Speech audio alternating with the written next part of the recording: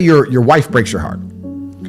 If you're not going to work, you can't sleep anymore. You're upset. She's running around with a new dude. You see her Instagram story. She got some new guy. You're furious and you're angry and you're jealous and you're bitter. You have all of this inside of you, but you're not going to go to the gym and work hard and become so fantastically in shape and so rich and so powerful that no girl ever leaves you again. You're not going to do that. No. What are you going to do with it? Text her?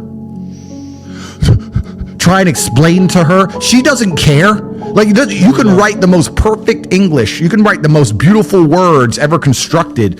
Forget Shakespeare. You can do, it doesn't matter. She doesn't care.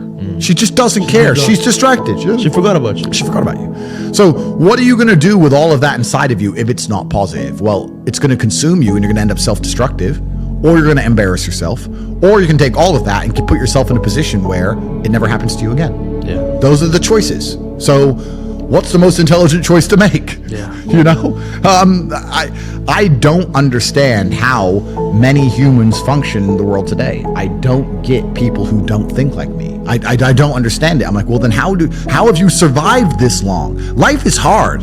Life is difficult. Maybe I've just been unlucky, which I don't believe in, but I've had so much trauma and bad events and negativity and stress and all these things that have happened to me. And I've used all of it to be monumentally successful. People are functioning. If you're not thinking like me and you're going through life with any other mindset, you've been extremely fortunate that God smiled on you and allowed you to sit around most of the time doing jack shit, and you have yet to be punished for that. Yeah. I could never have lived that life. If I was a bit lazy or a bit, or I was a bit of a snake, or if I lied to people, I'd be dead by now. Yeah. Like, so a lot of these people are just absolutely and utterly blessed by God that they managed to go through life with such a non-competitive mindset and they still breathing. Like, I don't understand how people can think any other way. Yeah. I've spoken to dudes and like, yeah, I had a bad couple months. Why? Oh, my girl left me. You've wasted months? You've wasted months? Oh, like you had think of how much God loves you to have given you the grace and given you the opportunity to waste months of human time over some chick. Like, talk about blessed head to toe. If I waste months, empires are going to collapse. I'm going to end up in a cell or dead if I waste months. I have things to do every single day. I can't waste a second. Like, these people are just absolutely infinitely blessed, and their mindset is a product of that because they're spoiled children. Absolutely spoiled children. Because there's a whole bunch of people out here daily who fail. There are men out here who fail daily and they have yet to feel the true consequence for it. They fail to go to the gym when they know they should have gone to the gym. They fail because they forgot their keys and it took them 10 minutes to find them. They fail because they replied to a question they got sent on WhatsApp the wrong way. They fail because they didn't smile when they were supposed to. They didn't say please and thank you to that person who helped them. They fail because they didn't say hi to that girl who's looking at them out the corner of their eye. They just fail perpetually. They go through life missing every opportunity and just failing. And somehow we've built a society which is so soft and God is so giving and so graceful that they still have a place to eat and somewhere to sleep, and they're still surviving.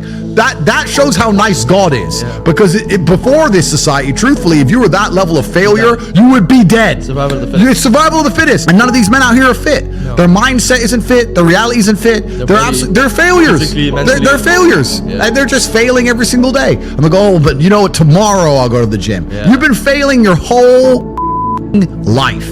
That's all you've done is fail. And then you sit and wonder why people like me absolutely and utterly outcompete you. It is so easy to become a top tier male in the world today because the competition is so ridiculously low. There are 2% killers like me, and everybody else is amateur. Head to toe amateur. They can't even pay attention to anything. They can't try at anything. They're amateurs. And it's really mind-blowing to me because I've tried with all of my computational power to imagine having a mindset different to mine, and I just can't see a reality worth having. I can't see a reality worth living. I can't see how you're going to build a life worth experiencing if you have any other mindset. I've never seen somebody massively succeed and they didn't believe in themselves, ever. I've never seen somebody who just allows life to happen to them and become blown off course by some sadness, end up doing massively monumental and important things. I've never seen it. It's never happened. It does, and it's never going to happen.